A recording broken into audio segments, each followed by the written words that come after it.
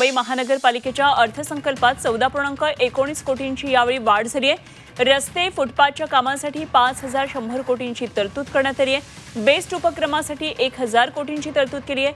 आरोग्य सेवांसाठी 7 तर शिक्षणावर 4,000 कोटींची तरतूद करण्यात आली आहे। तर मुंबई महानगरपालिकेचा अर्थसंकल्प आज सादर झालाय। रस्ते विकास, रस्ते व वाहतुकीसाठी 5,100 कोटी रुपयांची तरतूद करण्यात आली। 74,000 कोटींचा हा यंदाचा बीएमसीचा अर्थसंकल्प आहे। दहिसर ते भाईंदर कोस्टल रोड प्रकल्पासाठी 4,300 कोटी रुपयांची तरतूद आहे। तर गोरेगाव मुलुंड लिंक रोडसाठी 1,958 कोटींची तरतूद आहे। बेस्ट उपक्रमासाठी 1,000 कोटी रुपये देण्यात येत आहेत।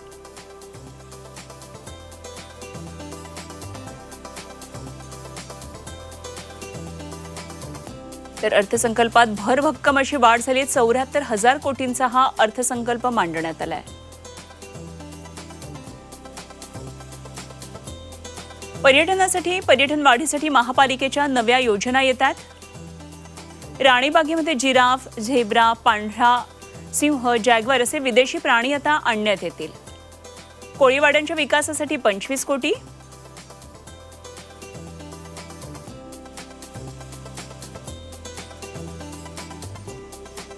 फिक्स डिपॉझिट्स आहेत त्याच्यावरती ऑनलाईन प्रणाली आणि अत्यंत पारदर्शक पद्धतीनं त्याची अंमलबजावणी केल्यामुळं स्पर्धात्मक दर आणि जवळपास 0.5% अधिकचं व्याज सरासरी एवढं यावर्षी मुंबई महापालिकेला अपेक्षित आहे।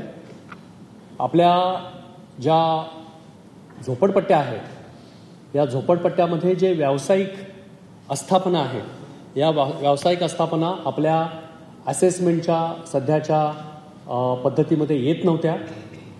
दे were not covered in the tax assessment net.